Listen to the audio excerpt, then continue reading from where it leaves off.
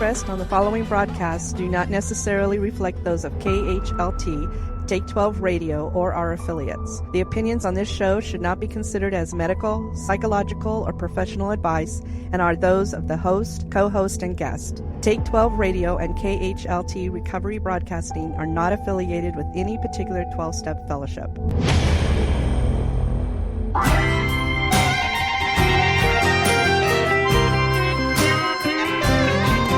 If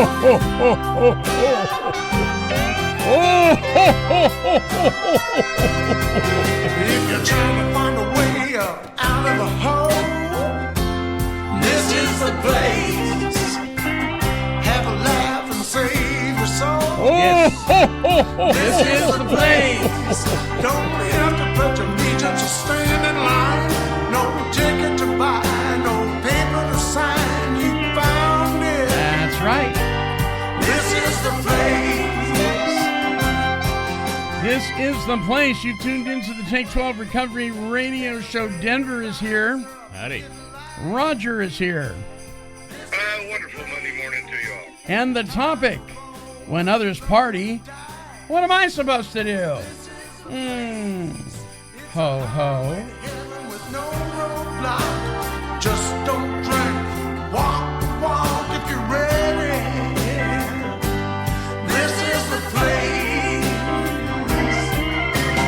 This is the place where I wear no mask. I am who I am, not part of the past. Get a little taste of saving grace. Welcome to the human race. Come on in. This is the place. The place is KHLT Recovery Broadcasting. The show is the Take 12 Recovery Radio Show with Denver Wolf and Roger McDermott on the phone from Southern California. This is Denver's very favorite time of year. Oh, man. Oh. Don't get me started. He is just jolly and happy and excited to experience the hustle and bustle of the holidays. Right, Denver?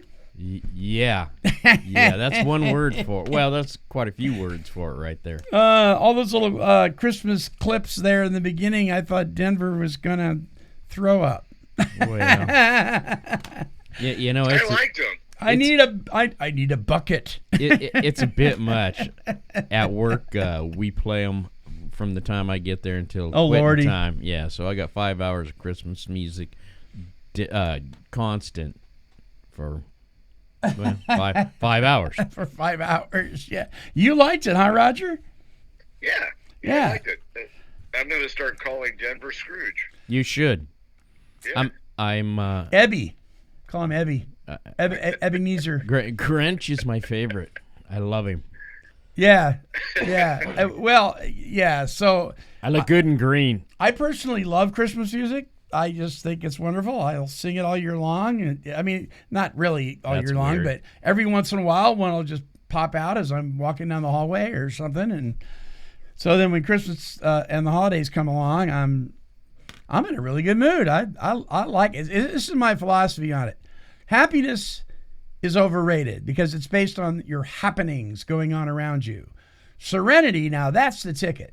I can have serenity regardless of the happenings going on around me, and there's lots of happenings going on during the holiday season. You would think that with the reports, I don't know if it's fake news or not, but the reports of all these ships off the coast of whatever, not being able to get products to us, and all the reports of the empty shelves in stores, guess what? I'm not seeing that. No. I'm not seeing that. The shelves are full. People are packed even more than they've been in the past. The parking lots, you cannot find a place to park. I don't know what's going on, but people are spending lots of money, and Christmas hasn't missed a beat as far as merchandising goes that I can see. Denver, have you seen that? It's busy. Everybody's running around. Well, I'm trying to avoid the hustle bustle right now. But it's happening, isn't it? I'm telling you, when I go to get a gallon of milk, that parking lot is full Full. People everywhere. Yeah. Even though the prices have gone up on things. I mean...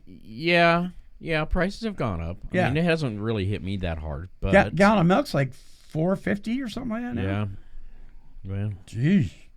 Is it busy time as usual for the holidays down in Southern California, Roger? Oh yeah, I think the issue is that everybody coming out of the quote unquote pandemic, hibernation.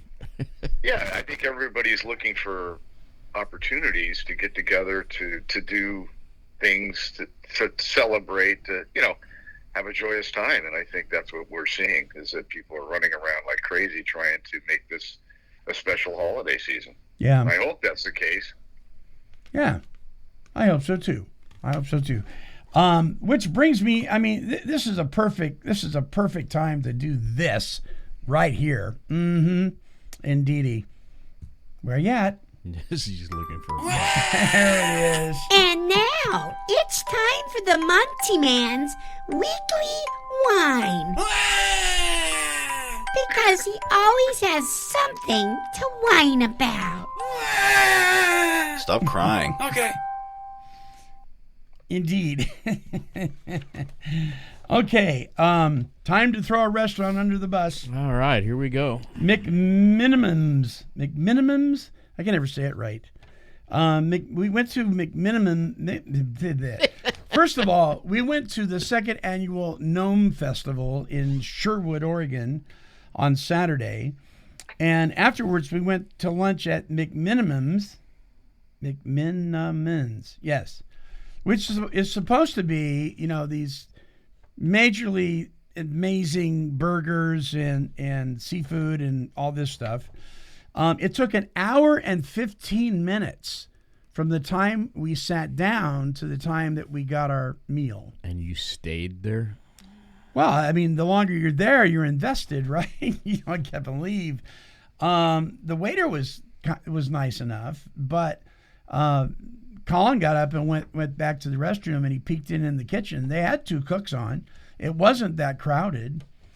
It was terrible. My fries were cold, and they were like real potato fries, not the mushy ones, right? So they would have been nice if they had been hot. The burgers were probably half the size as normal, and the prices were horrible. $83 for 3 hamburgers and fish and sticks. Whoa! Whoa! Merry Christmas! Yeah. I think that deserves a bah humbug. Yeah. So McMinimans. Oh man. McMinimans, you don't get any stars, let alone 1. Yeah. So that. And we hope you're listening. Right. Yes, I really do. Because I tell these folks, I'm going to do a review on Google. And I have a radio program too, so yeah. You might. And by the way, your tip, it just tipped over. I'm sorry, I don't believe in tipping when everything goes south. I just don't. Now, I mean, my son says you always tip. I go, no, I don't. Maybe you do, but I'm a snob when it comes to that. If it used to be you gave the money first to ensure prompt service, right?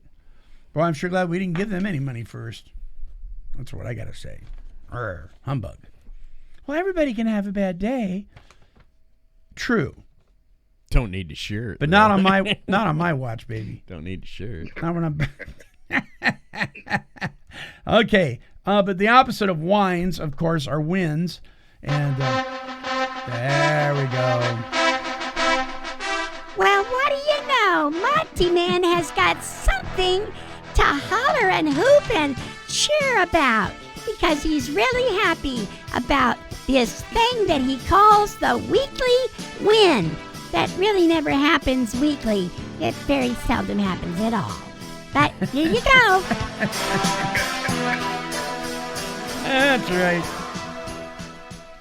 Well, some really good news when it comes to refunds. So I ordered, and if anybody that is on, well, we do have a lot of followers on Facebook. You will notice that I posted a picture of our brand new, how'd you pronounce it? Breville? Revel. No, but it's a B. B-R-E. Breville. I think it's... No, I said Revel. Oh, you said Revel? Okay. That's why I said model cars. I thought it was Revel. Oh, no, it's Breville or Breville.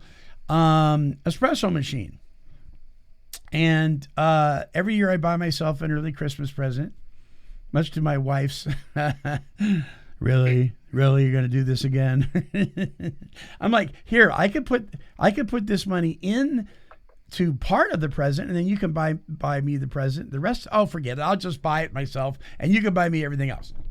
And so she laughed, and there I went. So Bed Bath & Beyond had good Best Friday, what do you call it, Black Friday sales going on. Best Friday. And I went, but before that, I purchased, because I had a DeLonghi before, a special machine, which I gave to my sister-in-law, and I don't know why I gave that up, but I did.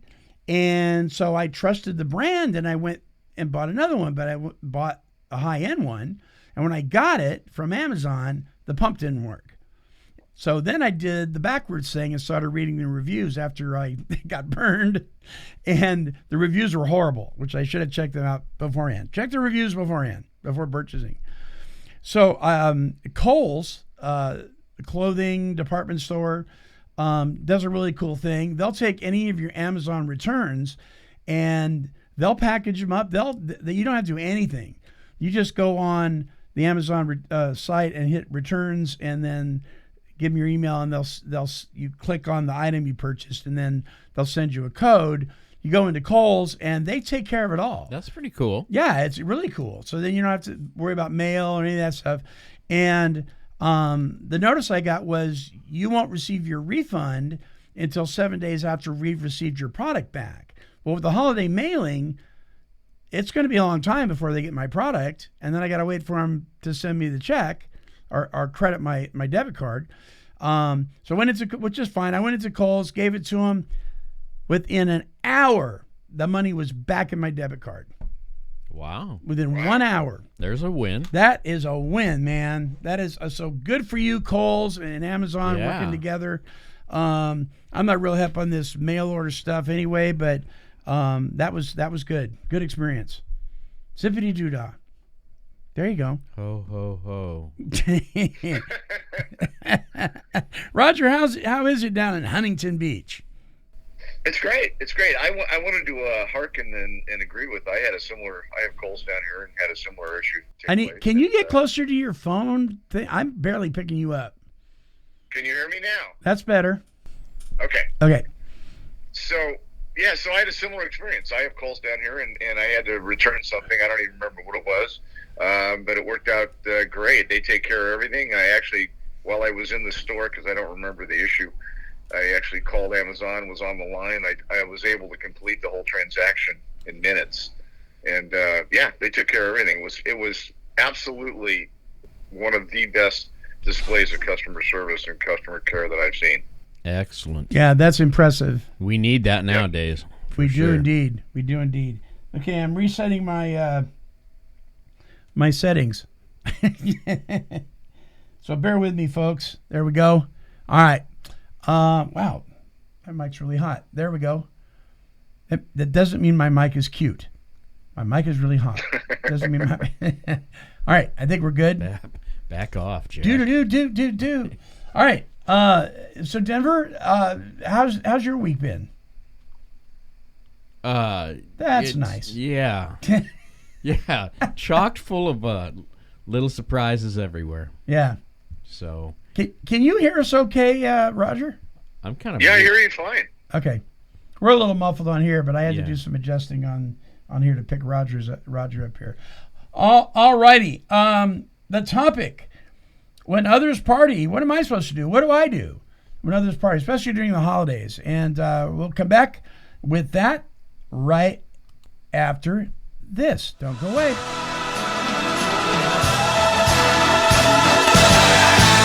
Hey, listen, I'm a natural-born skeptic, and I wasn't any different when it came to CBD products until I personally experienced the safe and healthy CBD products of Exact Nature. Now, not only do these products contribute to a serenity of mind, relief of body aches and pains, and a quality night's sleep, but they may actually help those who are detoxing and experiencing withdrawal from certain mind-altering substances.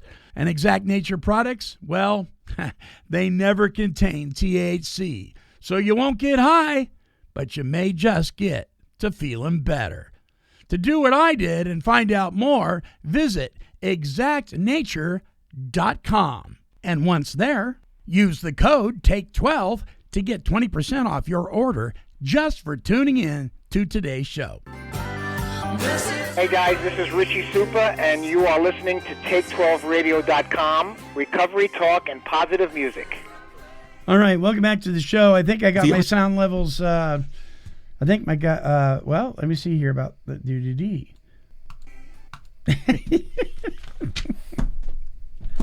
That sound engineer needs a new job. You're fired. What are you doing? Everybody else is partying. This is a common question, especially for folks who are brand new to recovery. Everybody else is out having a good time. Maybe this is your first year clean and sober. And speaking of that term, clean and sober, I read a post. I'm going to go down a rabbit trail just for a minute, from a guy named Dr. Bob. He is very influential in the treatment recovery movement. He says he doesn't like that term, clean and sober. I don't get it. Why not? I don't get it. I don't get it either. I don't get it either. So Bob, if you're listening, tell us why. He doesn't like. You don't have the answer? He doesn't. No, he doesn't. He doesn't like the term recovery either. Who knows? Anyway, so back to the show. Well, you know what? Triggers bother me, that term. That's a horse. Well, it always has bothered me. Triggers? Yeah. And I realize there are things that can set me off, but just the word trigger bothered me. Does trigger bother you, Roger? No. What do you think of triggers? Do you think people use them as an excuse, or do you think they're valid, or do you think a little of both? No, I think triggers are valid, but people can use them as excuses. As they can use the holidays as an excuse. They picked up the wrong cup, and oh my gosh, there was booze in it, so they said, screw it, and got drunk. It's like that. Sorry, that's not in recovery. That's just the wrong cup. That's for sure.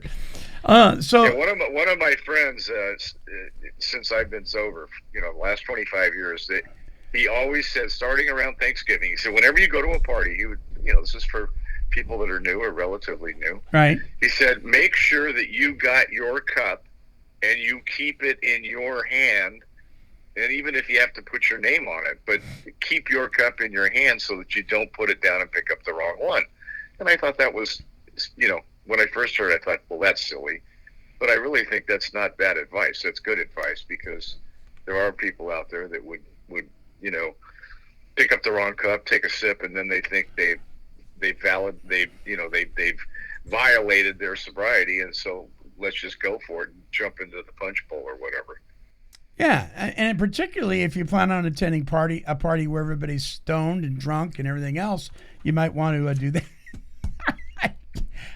I say that tongue in cheek, because let's face it, there are people that still associate with their old friends on a regular basis in their old playgrounds. And I don't know too many of them that stay sober very long, but on occasion I do hear of that. But even if you're not going to one of those, parties where people are intentionally getting, plowed, it is not uncommon to go to a relatively healthy party and somebody be serving, cocktails. Especially if you're in, depending on what kind of job you have, you may be in a job that in a high rise somewhere where they do that every Christmas. Who knows? But here's the thing: people that are, particularly people that are brand new, it is difficult around this time of year, because especially if you were a social animal, and that's one of the things you did. That was one of your main things, is that you hung out with your buddies, and during the holidays, you guys whooped it up. And in fact, in the Big Book of Alcoholics Anonymous, it even refers to whooping it up. It even says you may even attend a good old-fashioned whoopee party, which means people are deliberately getting intoxicated. Whoopee parties. I don't understand how you can claim to be in fit spiritual condition and still want to attend an intentional whoopee party. But if you're brand new to recovery, you may not even understand what fit spiritual condition is yet. So I understand that it can be hard. You miss your friends, you miss your buddies. Maybe you have a family that drinks, particularly during the holidays. You don't want to alienate them. You don't want to not show up. I mean, so how do you get past this stuff? Because there are in early recovery triggers like that that can happen. Is there alternatives to the party lifestyle but sober? I think there is. I think the answer to when others party, what do I do? You party too, just not in the same way. Cheesecake Parties.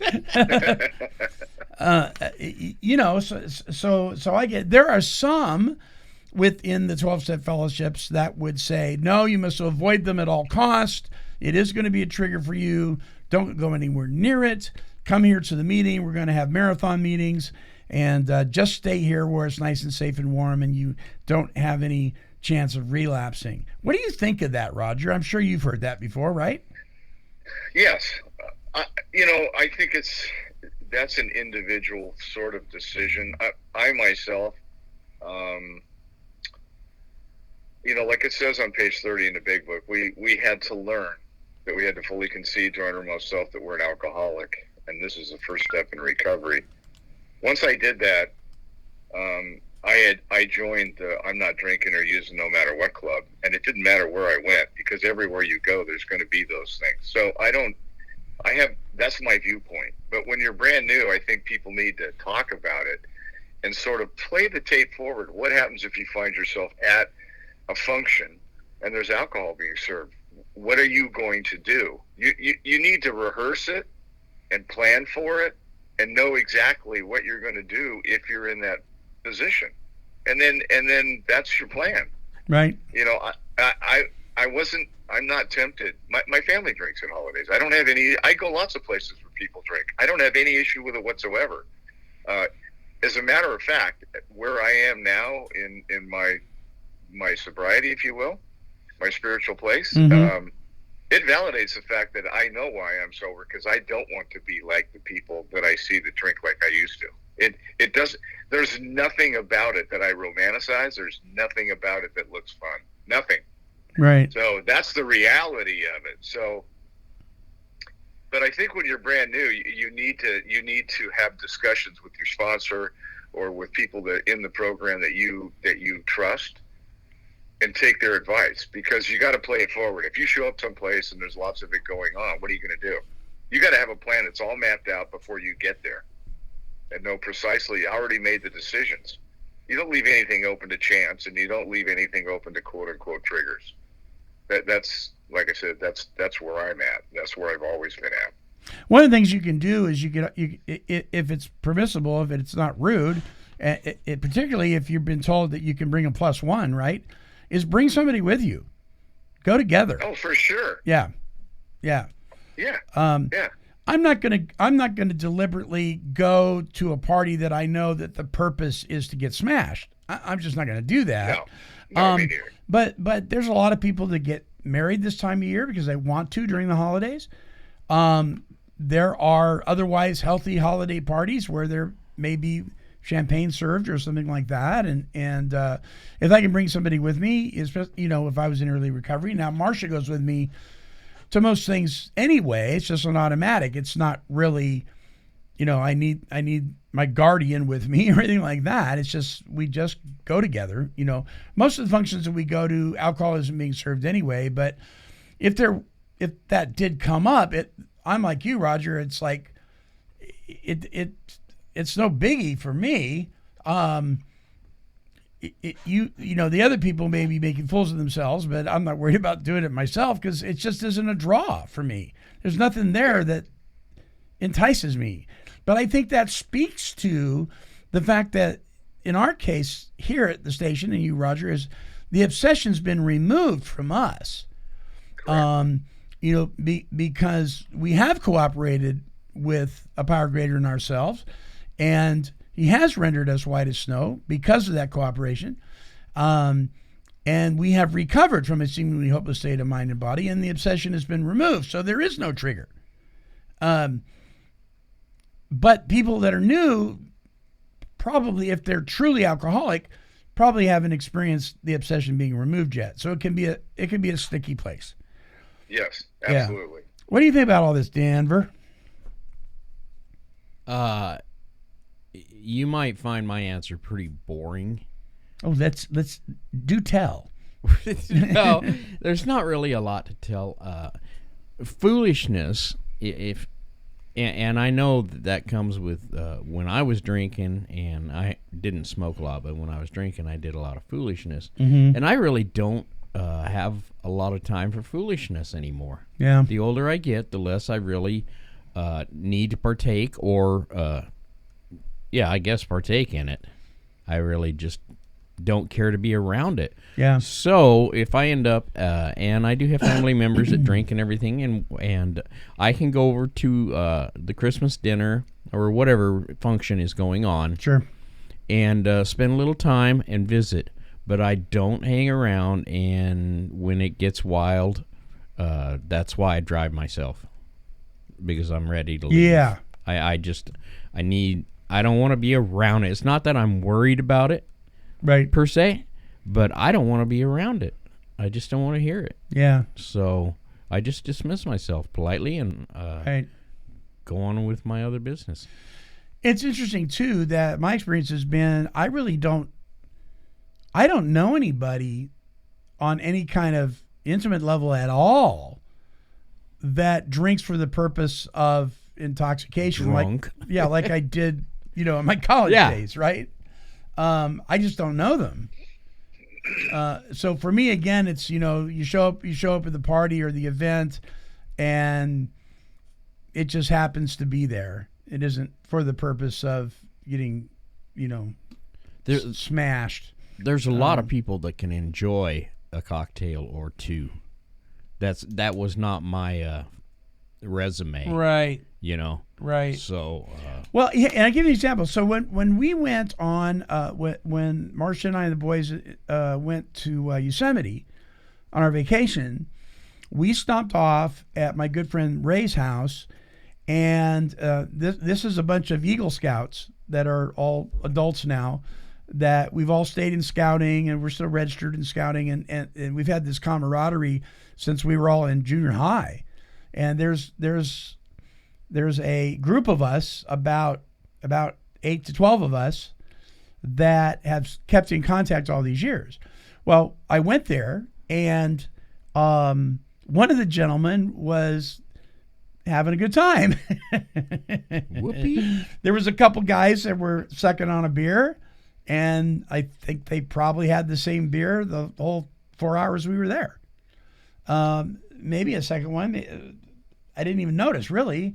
But this one gentleman, he was laughing it up, and he thought he was just something else. And, but nobody judged him. Nobody said, so-and-so's had a few too many or any of that kind of stuff. He was very pleasant, but it was obvious that, he was getting some help, having a good time. And it was interesting because I didn't feel uncomfortable at all. He wasn't being stupid. You know what I mean? He was just having a good time. He wasn't falling down drunk or any of that kind of thing. He did talk a little bit more than everybody else, but that's just kind of him anyway. He needs a radio show. Yeah, he needs a radio show, right? But I mean, it was one of those things I noticed, wow, this really doesn't bother me. And we had a pleasant time. And it was a barbecue, so there were beverages. But to tell you the truth, other than actually seeing him, I really didn't notice. I didn't notice where the beer, the what do you call those buckets? They put ice in them and stuff. They're like half barrels or whatever. There was one of those by the barbecue. I really didn't even notice it until we were getting ready to leave. So I mean, it just wasn't a deal, and we had a very good time. Yeah. So there you go. Weddings. I can go and pay my respects, and if there is a lot of drinking, I mean, to the point of over celebration, I can pay my respects, and then I can go. I can leave. and I think you should be able to do that. But what are some of the alternatives to guarantee that there's not going to be any booze? Roger? Well, certainly in the community of recovery during the holidays, there are all kinds of AA and other functions that are completely sober functions, and they're fun, and they're fun to attend. So that's certainly a safe place to go. I think in terms of other things you mentioned, so like Denver said, take your own car, take somebody with you. Run the tape forward before you go to a function if there's going to be drinking and whatever. All those things, sort of pre-plan what for the newcomers, for the people that are relatively new. If like you mentioned, if the obsession has not been lifted, that may not even be a place that you would want to go. I mean, Right. if you have no business to be there, then don't go there. Because if you have no reason to go, then you shouldn't go, because what you're doing is opening yourself up. You're actually putting yourself in a position to fall. Mm-hmm. So I think all those kind of safeguards, run the tape forward, all those things, pre-plan, like I'm in sales, so you do pre-call planning. Well, pre-party planning, it's the same kind of thing. You need to have a chat with yourself and your sponsor or someone, the spiritual advisor, and chat about anything like that and talk through it and come to conclusions and make decisions ahead of time. So it's all mapped out. There's nothing left to chance.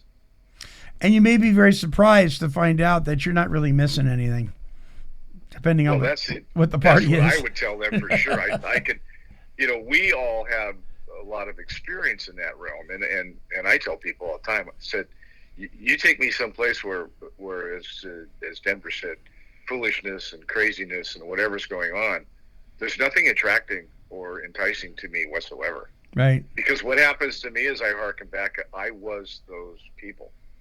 I was the one that perpetrated and did all those things. And there's nothing about it, about that part of me, that is romantic. Yeah. At all. Romantic. That's a nice word.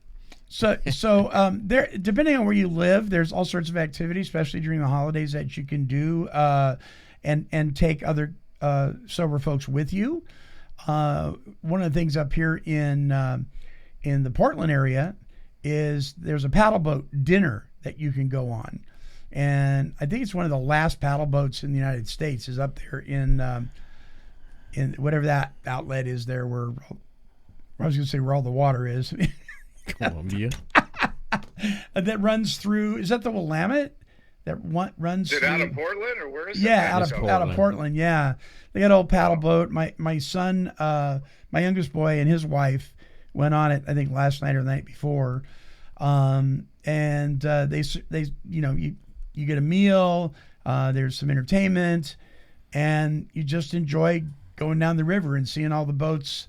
The boats are all lit up with Christmas lights and that kind of thing at night, and it's all reflective off the water. It's very pretty. But that's a safe thing you can do. There's all sorts of safe stuff you can do and actually party. I mean, party's not a bad word, for crying out loud. Word. In fact, the word alcohol is not a bad word. It's just the name of something. Right. We need to get over that kind of thing. There are certainly marathon meetings that you can go to. If you go to a few of those and you quickly get tired of hearing the meeting format, there are AA and NA and Celebrate Recovery dances. Alcoholics for Christ up in Washington has this huge festival they put on. There's all sorts of clean and sober activities that you can go to. And if you've never been, you'll be pleasingly surprised, and you'll say, wow, these people are actually having a good time, and they're not getting any assistance to do so. Yep. I remember one of my first activities was going camping with a bunch of folks from Narcotics Anonymous, and I was blown away. There was no drinking around the campfire. There was a lot of eating chocolate and marshmallows and graham crackers and things, but there was so much joking and laughter and people falling off their logs and just laughing so hard. I mean, it was incredible. So the next year I took the boys with me, or our oldest boy with me, And when our other son was born, we all went, and every year it was great. I mean, there's a lot of stuff that you can do. And you don't have, just because everybody else is having a party doesn't mean that you have to miss out on the party. Not at all. You really don't. What's the most fun thing you've ever done, Denver, in clean and sober? Oh, nothing. Okay. I forgot he's the Grinch. This is kind of off base, but I want to mention it, is that most of my activities are done in the daylight now.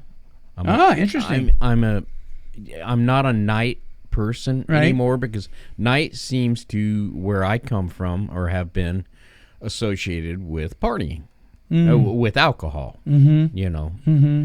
So my activities, a lot of it revolve around craft sales, belt sales, and things like that. Yeah.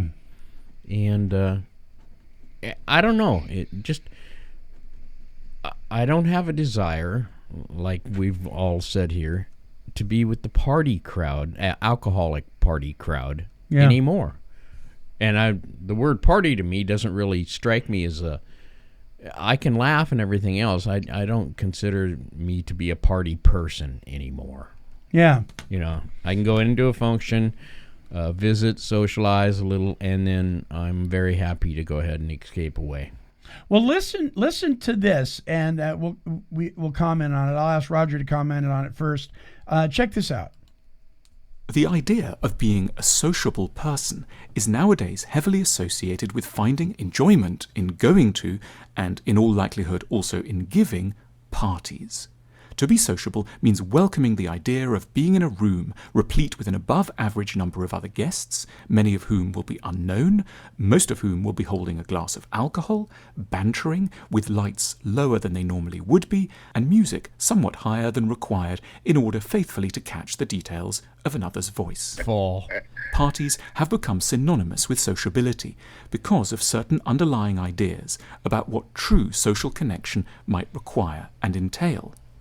We assume that sociability naturally springs up when lots of people are put together in a room, that it means speaking a lot, and notably cheerfully, about things that have been happening in our lives.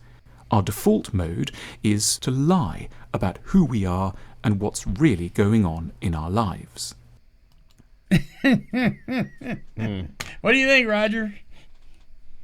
No, I think it's very insightful what he had to say. Of course, I was captured immediately by his accent. So,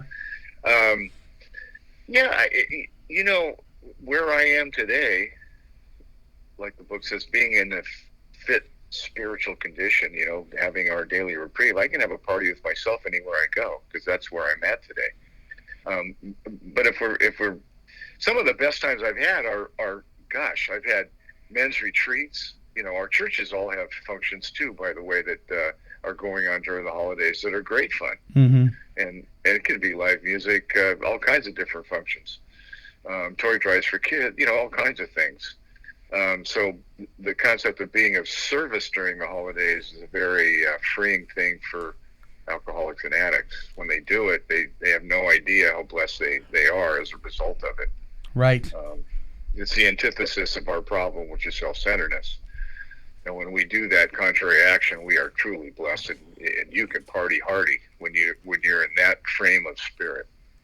So some of the family trips I have fun wherever I go because I choose to. You know, happiness is a choice. Serenity is a direct result of your spiritual condition. And so I've had family trips to Hawaii 3 years ago. It was a blast.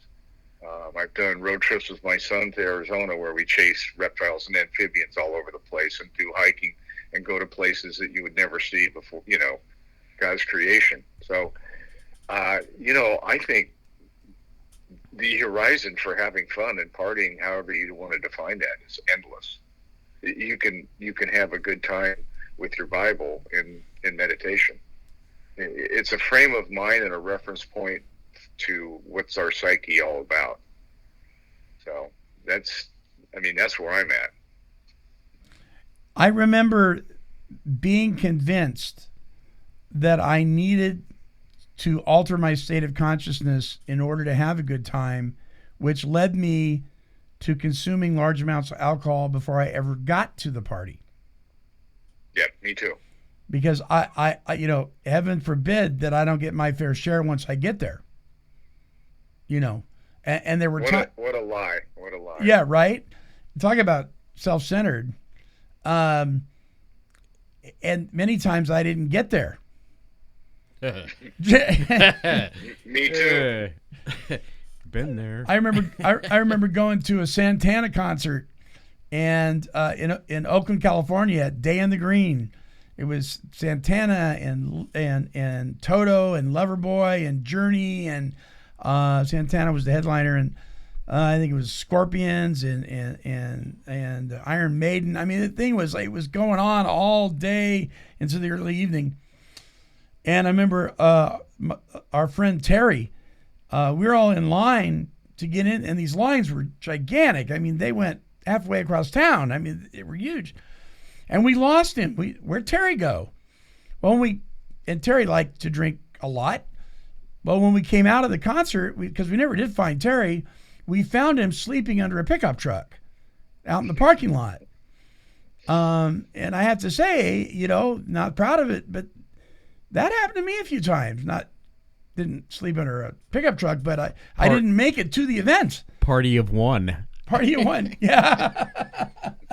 Monty, party of one. Your table's ready. Where are you?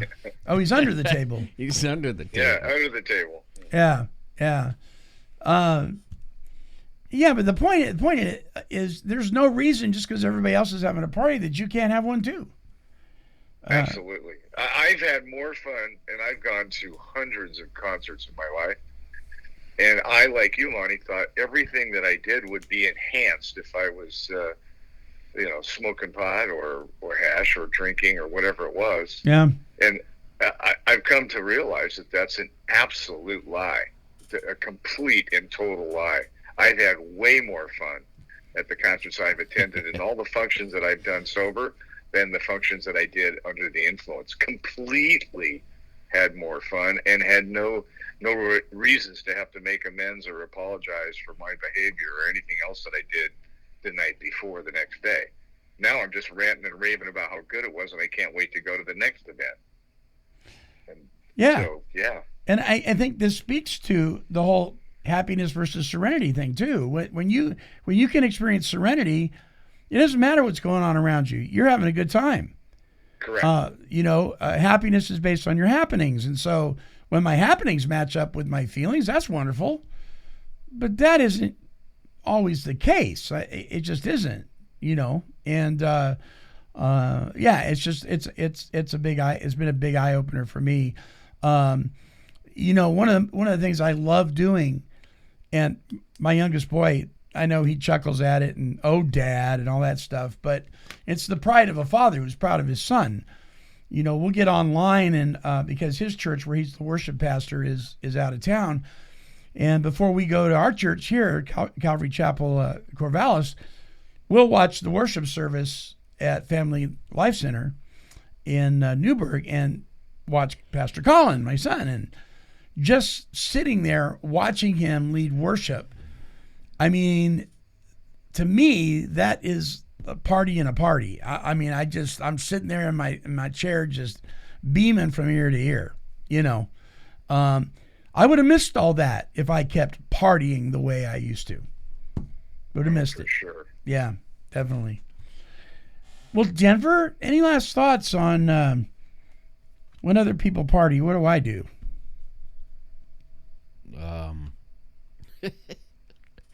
Well, I'm trying to enjoy myself in life, and sobriety it enhances it, like you guys said.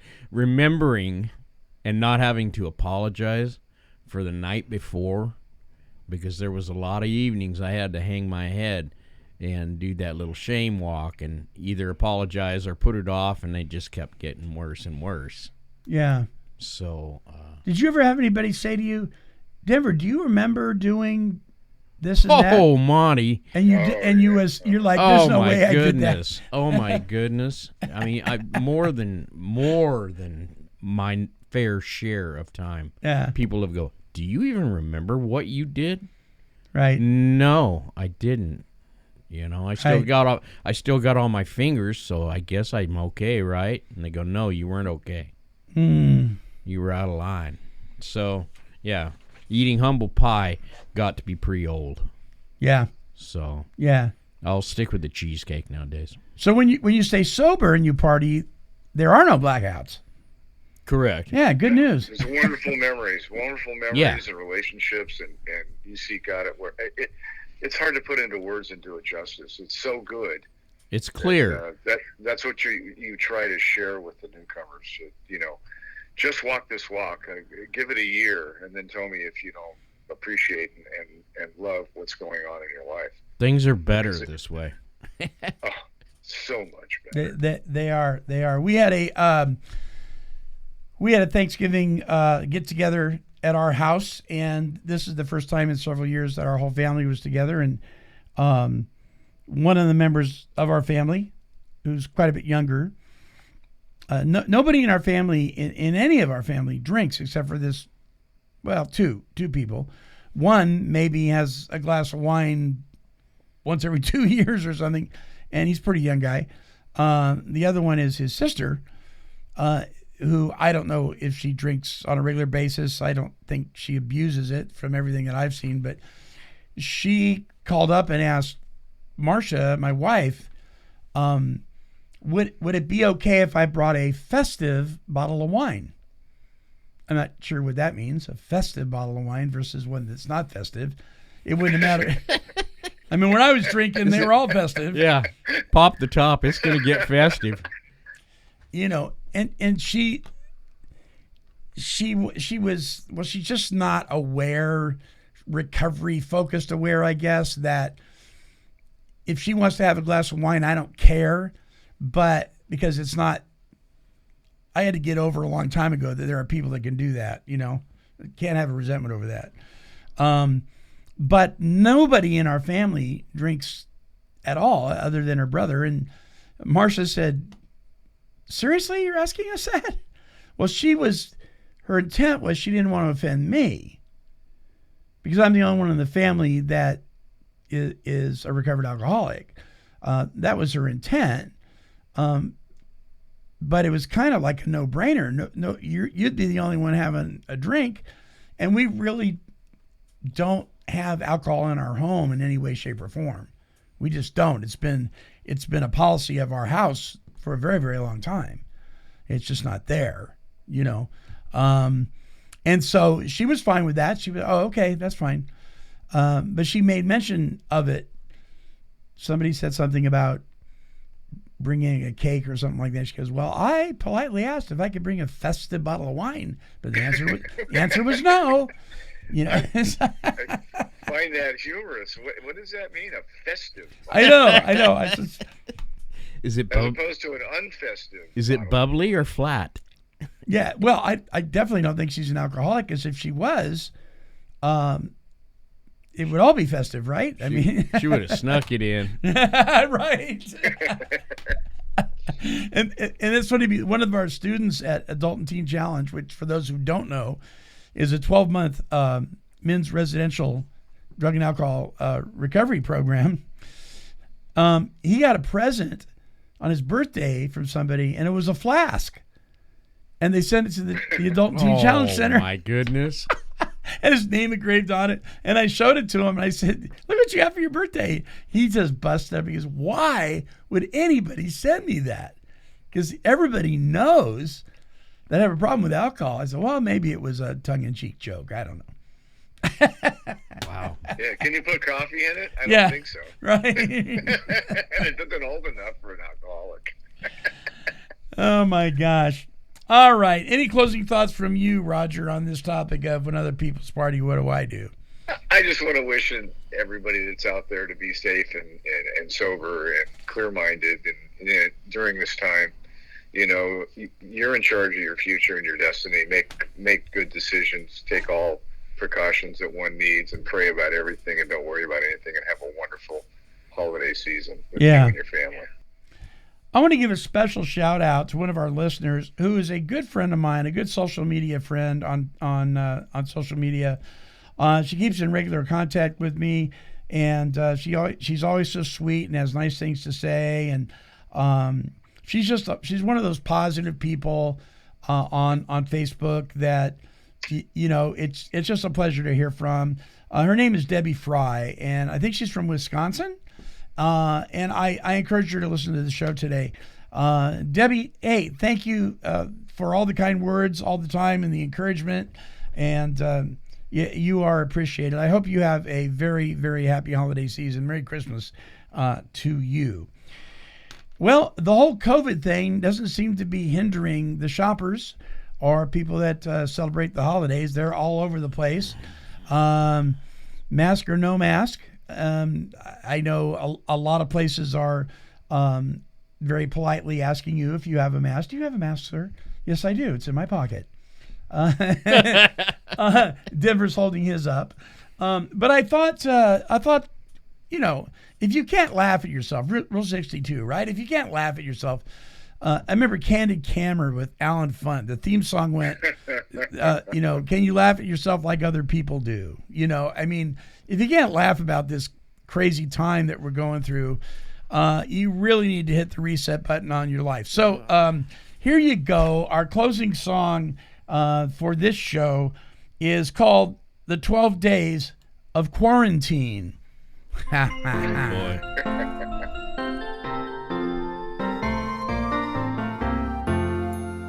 On the first day of quarantine, my true love gave to me a rapid test for COVID-19. On the second day of quarantine, my true love gave to me 2 pairs of gloves and a rapid test for COVID-19. On the third day of quarantine, my true love gave to me 3 cloth masks, 2 pairs of gloves, and a rapid test for COVID-19. On the 4th day of quarantine, my true love gave to me 4 ventilators, 3 cloth masks, 2 pairs of gloves, and a rapid test for COVID-19. On the 5th day of quarantine, my true love gave to me 5 new vaccines, 4 ventilators, 3 cloth masks, 2 pairs of gloves, and a rapid test for COVID-19. On the 6th day of quarantine, my true love gave to me 6 rolls of TP, 5 new vaccines, 4 ventilators, 3 cloth masks, 2 pairs of gloves, and a rapid test for COVID-19. On the 7th day of quarantine, my true love gave to me 7 sanitizers, 6 rolls of TP, 5 new vaccines, 4 ventilators, 3 cloth masks, 2 pairs of gloves, and a rapid test for COVID-19. On the 8th day of quarantine, my true love gave to me 8 shows for binging, 7 sanitizers, 6 rolls of TP, 5 new vaccines, 4 ventilators, 3 cloth masks, 2 pairs of gloves, and a rapid test for COVID-19. On the 9th day of quarantine, my true love gave to me 9 new restrictions, 8 shows for binging, 7 sanitizers, 6 rolls of TP, 5 new vaccines, 4 ventilators, 3 cloth masks, 2 pairs of gloves, and a rapid test for COVID-19. On the 10th day of quarantine, my true love gave to me 10 hours of teaching, 9 new restrictions, 8 shows for binging, 7 sanitizers, 6 rolls of TP, 5 new vaccines, 4 ventilators, 3 cloth masks, 2 pairs of gloves, and a rapid test for COVID-19. On the 11th day of quarantine, my true love gave to me 11 conspiracy theories, 10 hours of teaching, 9 new restrictions, 8 shows for binging, 7 sanitizers, 6 rolls of TP, 5 new vaccines, 4 ventilators, 3 cloth masks, 2 pairs of gloves, and a rapid test for COVID-19. On the 12th day of quarantine, my true love gave to me 12 beers for drinking, 11 conspiracy theories, 10 hours of teaching, 9 new restrictions, 8 shows for binging, 7 sanitizers, 6 rolls of TP, 5 new vaccines, 4 ventilators, 3 cloth masks, 2 pairs of gloves, and a rapid test for COVID-19. And if that song offends you, maybe you're one of those folks that walks around offended all day anyway, right? And maybe you ought to bone up on Rule 62. And if you don't know what that is, well, maybe you ought to hang out with some people who do. Until next time, this is the Monty Man along with the Take 12 Recovery Radio family, and we are wishing you a very safe, sane, and sober holiday season, reminding you that happiness is overrated, but serenity, that's the ticket. Therefore, we are wishing God's serenity for you. Come on in. Come on in.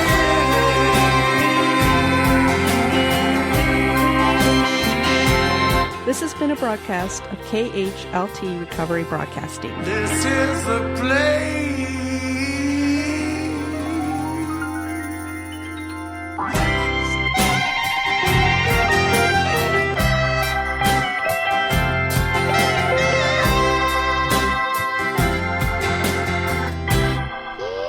Kitty, kitty, kitty, kitty. Meow, meow, meow. Woof, woof.